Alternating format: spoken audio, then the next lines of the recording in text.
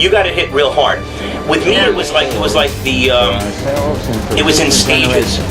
The first thing that happened was that, interestingly enough, now I know now I've done a lot of research about the obvious Masonic and the religions that these elites worship and the gods they worship and things of that nature. But I was totally in the dark.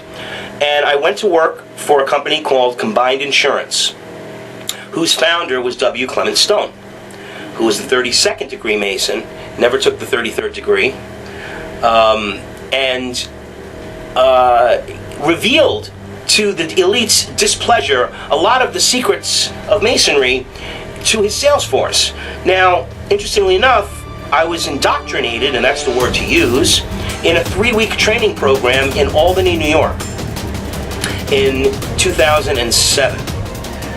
And we were literally, it is like, I call it like a cult. I discovered that it was definitely cult-like in its sales practices, and the memorization processes, something called automatic memory, and other things that they used. And then, of course, Mr. Stone was very big on the psychic phenomenons and using the mind for various ways to manipulate and influence.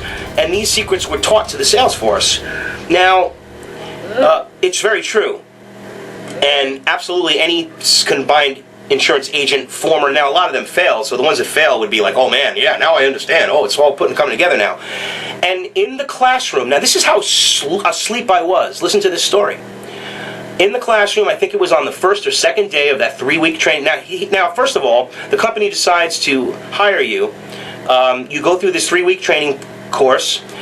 They pay for this. You stay in a Marriott hotel. It's very nice, and in a dorm-like atmosphere with sharing rooms and things of that nature. And they feed you and everything else, and you're there for 3 weeks in Albany, New York. This is their training method, and they do it in other cities as well. So while this is going on, the second day, it comes into the Masonry. The fact that Mr. Stone was a Mason and all of this other stuff comes up. And a black woman who was, I guess, in her mid-20s or late 20s, sitting across the room, stands up and said, "This is devil worship." And she put her hands up, both of them up, and they all, like in a Stepford Wives moment, all of the people, the district people, all of the supervisors, collectively went, "Oh, that's," and got everybody in the room to laugh, to try to influence her that this is, no, it's not what you think. Mr. Stone was believed in God. He lived in God, yeah, Lucifer is God. Anyway, she stood up, I kid you not, and walked out of the room and never came back. I, of course, went into the whole system. And when I was out there, all they wanted me to do was become a manager, to manage others. And they were pushing it, like, you must do this, you must do this. And I've been a sales manager, and it's not my cup of tea. I was a sales manager at Prudential Insurance, actually. And I'm like, in other words, you must move up in the ranks, you see. So I said no, because you see, I possess some of the talents or some of the abilities that Mr. Stone preaches, or Mr. Stone preached. He died, obviously, which is the 17 essentials for the salespeople. And I had like pretty much like, I don't know, 3/4 of them in just my demeanor or whatever. So they in other words, I was a neophyte that they wished to make an adept, and they gave me a test to get the job. They don't just send you away for 3 weeks. They give you a psychological like test, and this is how they operate. And now a very interesting, important factor is that when I did decide to resign and quit, I had to relinquish to my district manager all the sales materials and all of the training books and all of the information, because they were secrets. The district manager pulled up. It was like a drug deal, and he parked next to me, opened his trunk, and I opened my trunk, gave him all the materials, and I had to sign a piece of paper that said I didn't have any of their sales materials or videos or anything in my possession. That's how they like to keep things secret. Company doesn't advertise Combined Insurance. Never even heard of them. You probably haven't heard of them, but they're one of the largest insurance companies in the world. They are now owned, it was Aon Corporation. I think they're now owned by someone else. But the point is that this is a insider operation that shows you the way secrets can be, success can be created silently, and Combined Insurance is a great example of that. They've never done one commercial, yet they're one of the largest insurance companies in the world, and they are a global company. A few side notes on W. Clement Stone. He was a prolific writer, as well as a successful salesperson, and built Combined Insurance in 1919 into a tremendous corporation, all by hard work and Horatio Alger ethic, which I honestly feel that many of his ideas are good ideas and helpful for humanity. He did live by the creed, you know, to anything is possible as long as it doesn't harm anybody, and you can attain any goal you want. However, again, he was into this occult, you know, spiritualism, for if you want to call it that, or you want to call it, he was the head of the American Psychic Association or something along those lines. I forget the name of the organization off the top of my head. But it cannot be dismissed that some of the things that I learned at Combined Insurance have helped me in my life as far as being a better salesperson. And he did go by, as long as you don't harm others, and something that I feel is really true, that you have to do what's good for the customer, and the bountiful blessings will come onto you for doing the right thing. In fact, one of his mantras was, do the right thing because it's the right thing to do. And other ones, such as, do it now. In other words, don't procrastinate, get it done. These are all things that we hold in our lexicon today, ladies and gentlemen. And all of the people that are taking credit, and the Anthony Robbins and all of those, can give Mr. Stone and Napoleon Hill and others for writing all of the works and doing all the research. In fact, Mr. Stone wrote a book with Napoleon Hill where he interviewed Carnegie, the Rockefellers, and all of the others to find out the traits that made them the men that they were. This is information that is normally not spoken about, but it's true. And they were hard workers. They were achievers. They were people that those that wish to collectivize and socialize the world, the controllers are these type of people. And those that they control, they want to have them feel as though they can, you know, they should have an easy life, and it shouldn't be so hard, and they don't need to work. We should give them things, because the truth is, ladies and gentlemen, one of the truths of our world is that hard work is the key to success. And Mr. Stone certainly taught me that. So while I don't agree with all of his methods and all of the ideologies that are behind it, and the fact that one of his mantras was also, when they asked him what his goal was, because everyone has to have a goal, a good, clear, conscious, a really strong goal that they wish to achieve. And if they believe that they can achieve that goal, they'll get it. Again, it goes into this whole concept of the secret and the universal law of attraction. It's all related to Mr. Stone's work, which is unfortunately work of Luciferian Masonic orders and secrets of the Babylonian mystery schools. That's the truth, ladies and gentlemen.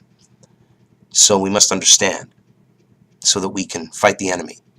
To fight the enemy, you have to know the enemy. Even when they do good, even when they are speaking about utopian ideals, that is not the goal of the elitists that wish to control us. And they're using the fact that hard work and dedication and entrepreneurial spirit, they're trying to quell that. Because if humanity ever woke up to the realization that if you do a little bit of hard work, you too can be rich, they wouldn't be so lazy.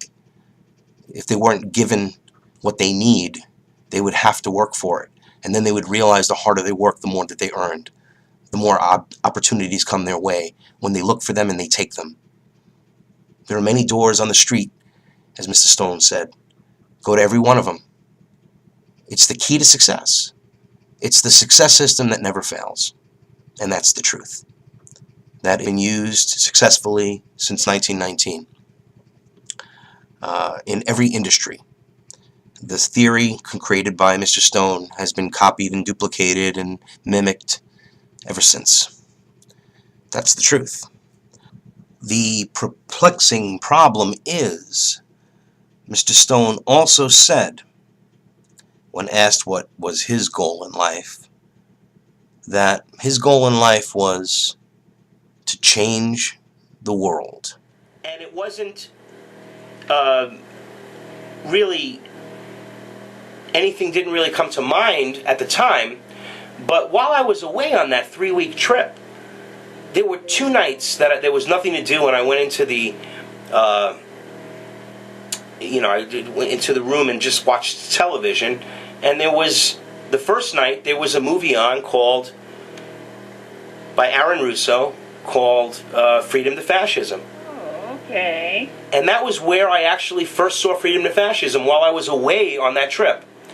And also another night, it might have been the second night or another night during this 3-week period, because it was like, again, indoctrination. Because, Mr. Stone says that to break a habit requires 2 weeks. To break the habits that you have requires 2 weeks. And that was their theory. So if you have a bad habit, you get into the good habit, and within 2 weeks of performing the good habit, you will now be automatically remember or automatically respond to that good habit. These are his preachings. This is what was, it really truly was like a religion, I kid you not. And I didn't realize it at the time. So the second night, I saw Loose Change.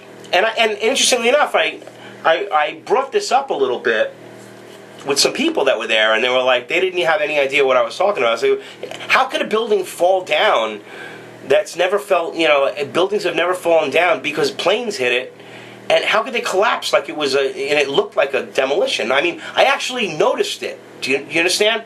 And I said it didn't make sense. And again, it went against my belief systems because they said it was these, and it goes back to the belief system. And I realized that it was this controlled mechanism, and slowly I began to realize that, well, wait a minute. This guy was saying this, and the other guy was saying that, but the same thing happened. And slowly I unraveled the political system, and I realized the deception, and I did more research, and I started reading books. So it took from 2007, when that occurred, I didn't start making videos until 2010. And in late 2009, I started posting some stuff on Facebook about stuff. And I discovered Alex Jones' COINTELPRO operation, and it did actually give me a lot of knowledge. It does, I know. It just points you in the wrong direction. But it points you in the wrong direction. And that's my story. And then as soon as, of course, I started doing shows, interestingly enough, I was groomed as, it's funny how these COINTELPRO people sort of found the same qualities that the combined insurance people found in me, whereas Anthony J. Hilder was recruiting me to make videos, and I told him about I got in touch with him, and he agreed to do an interview, and I was very excited because I believed he was, really on the level. I mean, he's the only guy out there giving the truth and whatever, and he wants me to, and I live in Connecticut, I'm going to go to Skull and Bones and make a video, and go through the history of Skull and Bones, and he told me to shoot it in a Dutch angle, which I understood. I went to film school, and I always wanted to be in the film business. I was very hot to get into the film business, and he had this all planned. I was going to do this, and he was going to put it in his next film, his next movie, and I was so impressed. And then he agreed to do the interview. So I'm going on this direction of a platitude. Now, had I agreed and had I continued, I probably would be in his films and probably up there on Alex Jones' show right now, because they were grooming me. The fortunate truth is that I was ambushed by Sherry Kane, investigative journalist, and Dr. Leonard Horowitz, who called in and ambushed Hilder, and I started looking into Hilder a little bit, and looking into what he was doing. And that's how I became involved in COINTELPRO, and ever since, the government has been targeting me with various problems. And then, of course, the incidents with broadcasts and destroyed property. Barbara Hartwell came on the show and that I was doing, and my computer was fried. I had a camera that was fried, all this different disaster. And ever since then, I have been targeted by the COINTELPRO. You got it hit real hard. With me, it was it was in stages. The first thing that happened was that, interestingly enough, Now, I know now I've done a lot of research about the obvious Masonic and the religions that these elites worship and the gods they worship and things of that nature. But I was totally in the dark. And I went to work for a company called Combined Insurance, whose founder was W. Clement Stone, who was the 32nd degree Mason, never took the 33rd degree, and revealed to the elite's displeasure a lot of the secrets of Masonry to his sales force. Now, interestingly enough, I was indoctrinated, and that's the word to use, in a 3-week training program in Albany, New York in 2007. And we were literally, it is like, I call it like a cult. I discovered that it was definitely cult-like in its sales practices and the memorization processes, something called automatic memory, and other things that they used. And then, of course, Mr. Stone was very big on the psychic phenomenons and using the mind for various ways to manipulate and influence. And these secrets were taught to the sales force. Now, it's very true. And absolutely any combined insurance agent former, now a lot of them fail, so the ones that fail would be like, oh man, yeah, now I understand. Oh, it's all coming together now. And in the classroom, now this is how asleep I was. Listen to this story. In the classroom, I think it was on the first or second day of that 3-week training. Now, first of all, the company decides to hire you. You go through this 3-week training course. They pay for this. You stay in a Marriott hotel. It's very nice, and in a dorm-like atmosphere with sharing rooms and things of that nature. And they feed you and everything else, and you're there for 3 weeks in Albany, New York. This is their training method, and they do it in other cities as well. So while this is going on, the second day, it comes into the Masonry. The fact that Mr. Stone was a Mason and all of this other stuff comes up, and a black woman